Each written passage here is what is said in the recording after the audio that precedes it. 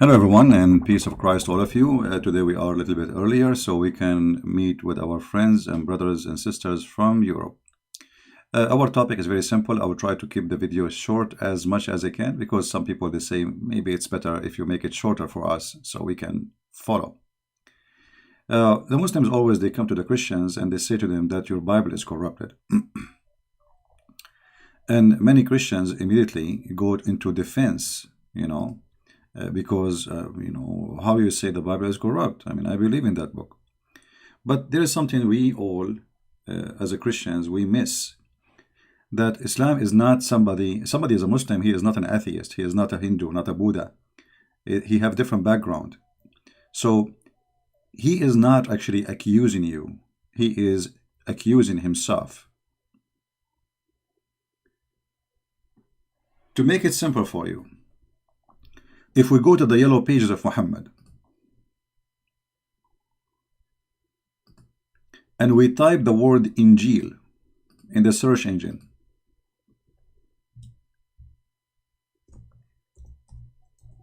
Injil, you will find the word appear many times in the Quran, claiming that Allah is the one who sent the Injil. You see, the Muslims, they translate the word as Torah, but they translate the word as gospel, which is false translation, by the way. Because you cannot change the name if it is coming as Injil. Why you use the word gospel? And having that word there is a big problem for the Muhammadan. However, starting with the point of accusation that the Bible is corrupted, that is something against Islam, not against me. Because as long as the Muslims agree that this book is sent by Allah, the question is, how stupid Allah to the point anyone can corrupt his book? Because responsibility of the book preservation belong to God, for this is his book, not my book. You see, when I say the Injil is my book, this is not accurate, because this is the book of God. So the one who should preserve the book is the author of the book. So if the Muslims saying to us that the Bible is corrupted, they are shooting at their God, proving to us that Allah is a fufu fifi mimi. Anyone can spank him, change his book. So if you are speaking to a Muslim and he says to you the Bible is corrupt, say to him, okay, the Bible which Allah he sent is corrupt. In a second you will see he changes mood, he will change the topic. Because it's stupid, it's funny, and it's an insult to his God, not to you. Secondly, the second question you should ask the Muslim, okay, Allah he sent the Injil, did he allow it to be corrupted or he himself corrupted? If he say he allowed it to be corrupt, that's mean Allah is shaitan. Because the purpose of this book to be sent is not to corrupt people, it's to help them. So if Allah allowed the book to be corrupted, that means Allah himself is using his book to corrupt society. By allowing someone to play with it, he is a partner of the crime. If I allow a man to rape a woman, I am no different from the rapist. Do you understand me? There's a man who rape a woman, and there's a man who allowed a man to rape a woman. Both of them are partners. So if Allah allow anyone to corrupt his book, that's mean Allah is a partner in the corruption, and he is a corrupt God, and he is the devil. If the Muslims say he did not allow it, that's mean Allah will does not prevail. Allah is not God. For if I can do something against his will, and this is against the teaching of Islam, because Muslims they say everything happened by the will of Allah, and the Quran have tons of verses saying it clearly that even bad things, good things, doesn't matter what is, it happened only by the will of Allah.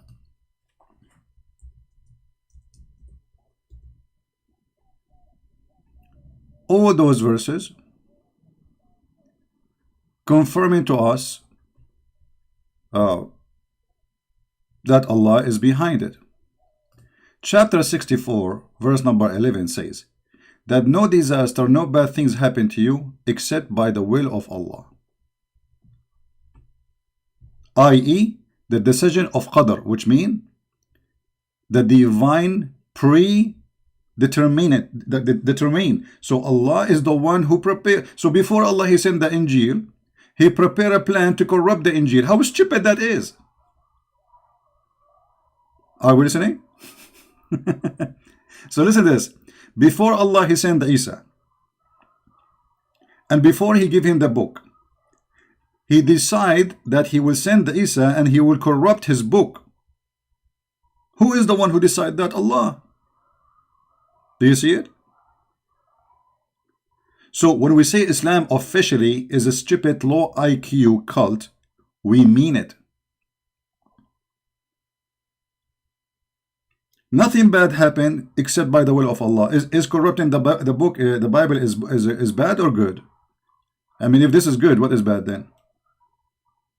You know what I mean? So it's very easy to defeat this stupid cult. It just use their own animation against them. Don't yours. Don't waste yours. You know, the Bible says it clearly, you don't throw the jewels under the feet of those who don't respect it. And the purpose of this accusation is just to insult the Bible, because their prophet is not there, except he is the false prophet. Secondly, how in the word Allah He used the word Injil? You know, the Muslims, one of the funny things about Muhammadan, they are like people who repeat the same word, but they don't know what the word means. They keep saying to us that Jesus was sent to Israel. Jesus was sent to Israel. Well, Jesus was sent to Israel. Okay, we agree. Jesus came to his people, but he came for the whole world too. However, if he came to Israel, how his book in the Quran, his name is Injil? I mean, his people are Hebrew. They speak Hebrew. The name of the book is Greek. So imagine I am an Arab and I am writing a book for the Arab and my book in Japanese. Because the name of the book is telling you what is the language of the book. The language of the book is Greek. So did Allah send the Injil to the Greek or to the Hebrew? How stupid that is. Muhammad, the author of the Quran, he could not find another name. This is the only name he knew, that they call it Injil, the Greek name. So he decided to use the Injil. But that's mean that the book, all of it, is in a Greek. And that's mean Allah did not send his book to the Hebrew, because the book is in a Greek. He sent it to the Hebrew. You know, the Quran says, listen carefully, the yellow pages of Muhammad says that Allah never sent the book except in the tongue of the people. Except what? In the tongue of the people. Chapter 14, verse number 4. We have not sent the messenger except with the language of his people, in order to make it clear for them. Very simple, very clear. So the message have to be in the language of the people, to the people, who is the messenger from the people. So based in this verse, Jesus was a Greek person, and his language is a Greek, and he was sent to the Greek.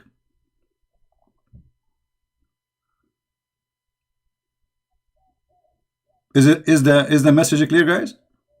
Based on this, Allah, he called the book Injil.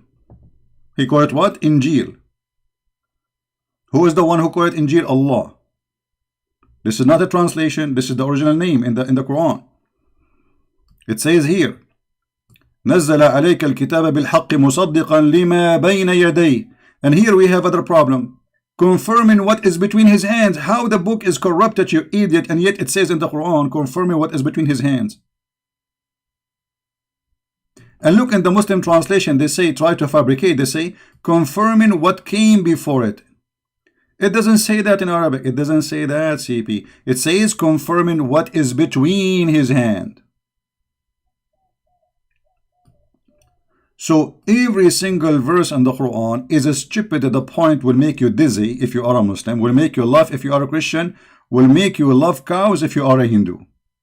Because the cows have way more intellect and intelligence from the one who wrote the Quran. And look at the corruption, confirming what was revealed before it. Where it says that? Where it says that? You know what? I'm going to use a trick just to show you how we can get them busted. I'm going to open this page in Google browser, and I will translate the page in the front of your eyes, so you will see both sides, the original the Muslim translation and Google translation, and you will see that the stupid Google translation will get them busted. Let us do it. Translate to English. Be my witness. Chapter number 3. The book brought to the truth to you. Believe what was in his hand.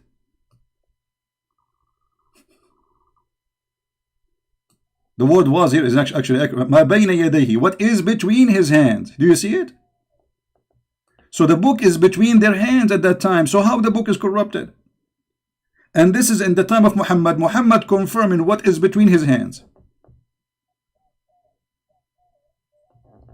If we go to different verses in the Quran,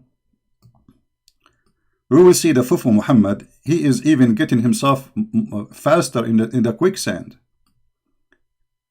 So he say,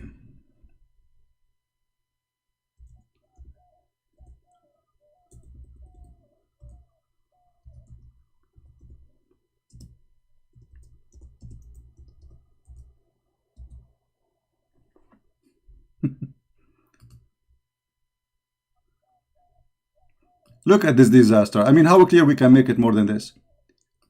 Muhammad came and he is confirming what they possess. Do you see it? Even this is the Muslim translation, which is obviously always is a lie. But even with their lies, we got them busted. Confirming that which they possess. Chapter 2, verse 101. Amazing. It's 101. And I want to say one more final point, because we said we will make the video shorter. If we go in the hadith, we will find Muhammad taking oath in the Torah, proving to us again that Muhammad is a fraud.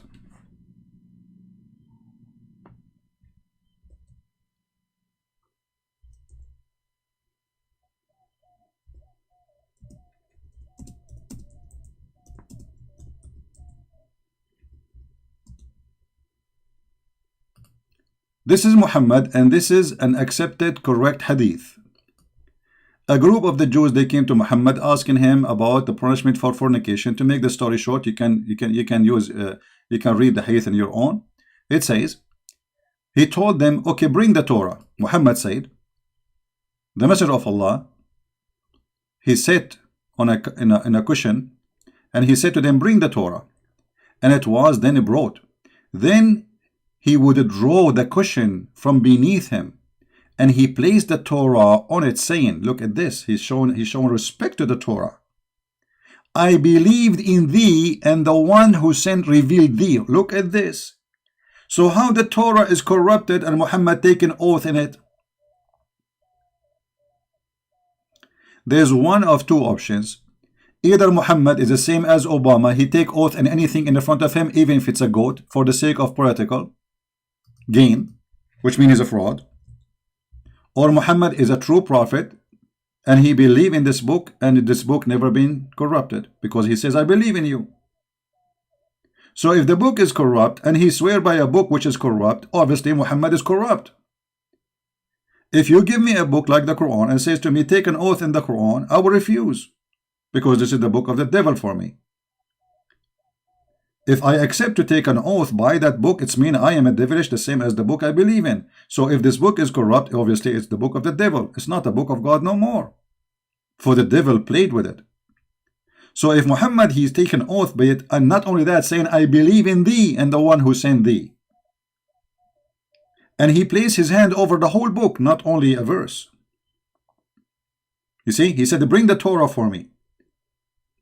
The whole Torah. And remember, at that time, the Torah, it's not like pages like now. It's like a scroll. So you have, it's like a roll.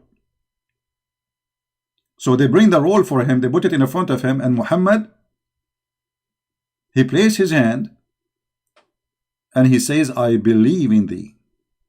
What more we want or we need to get Muhammad busted? So what we learn from this, the Muslim, they believe that Allah, he sent Injil. Injil is a Greek word. That's mean Jesus was sent, and that's mean the book, the name is Injil. It's mean the Greek itself, the book itself is written in Greek. That's mean Jesus was a Greek, sent for the Greek, because the Quran confirmed that Allah never sent a messenger unless he speak the tongue of the people and he give them message in their language, as you see, chapter 14, verse number 4. The Quran confirmed at the same time that no bad things happen except by Allah leave, by previous determined predestiny of Allah, which mean Allah, he made decision before he even sent the Isa to corrupt his book, if this is true, which mean Allah is the devil himself. For the one who is a partner, the one who allow a crime, and this is a crime against himself, not against someone else. This is a crime against his book, and this book will deceive millions, billions actually. There's more than 3 billion Christians believe in Jesus as God. So based on this story, the one who allowed the book to be corrupted is Allah, and Allah is the reason for deceiving 3 billion human beings. I mean, the devil, he could not do that. Allah is more powerful than the devil. He is he is the master of the devil. He is the first devil. In the top of that, the Quran saying clearly in many verses that Allah, he confirmed, Muhammad, he confirmed what is the Christian they possess, but this is contradiction for all what Muslims claim. And Muhammad, he can take an oath in it. All those things lead us to one conclusion, that the one who wrote the Quran is an idiot. He changed his words, depend in the situation. So when he is trying to get close to the Jews, he respect the Torah, he gives the Torah, he bow down to the Torah. When he that's it, he do not need the Jews, he want to kill the Torah, he want to kill the Christians, he want to kill the Jews, he do not need them no more. So Muhammad is nothing but a fraud. And he changed his God and his religion based in the temperature of the atmosphere around him. Actually, if you remember the verse where it says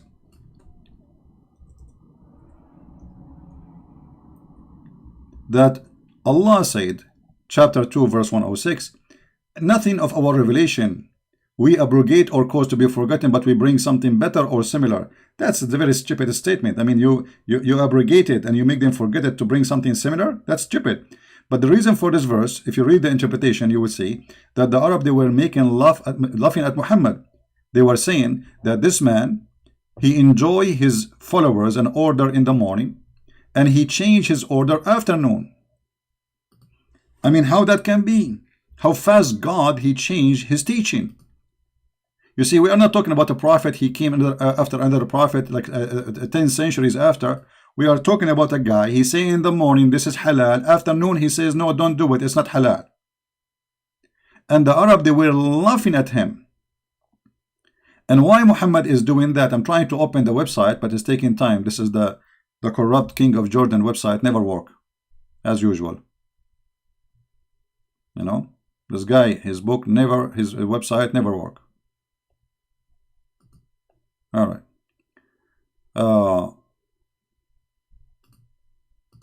Let us try to show you.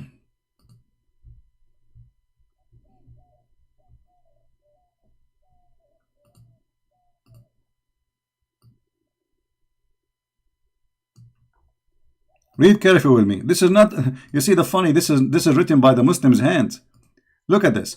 This is Tafsir al-Jalalain, and this is the official website of the King of Jordan, who is the most corrupt person, for he is obviously claiming to be from the children of Muhammad, which is very funny, proving to us how corrupt Muhammad is. Even his seeds are very corrupt.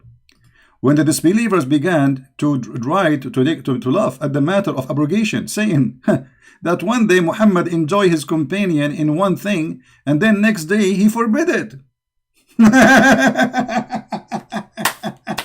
What is this? What happened? What happened? If Allah, he wrote his book before even he created the earth, how Allah, he sent a verse and then he changed the order of the verse second day? Don't you see it? Obviously this man, he have no dignity. He changed his religion as he wish. He says something, people laugh at it, and then he say, oh, what I did, this is poo-poo, let me change it before they laugh more at me. As an example, to give you one example of the poo-poo of Muhammad, is this.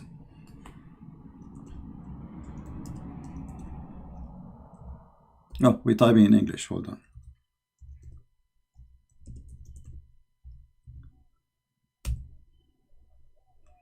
This is one of the poo-poo of Muhammad. Oh, believer, in the law of equality and punishment. Okay, Muhammad now making a very serious law. This is about the blood. This is execution. This is death. In the case of punishment, free for the free. Okay.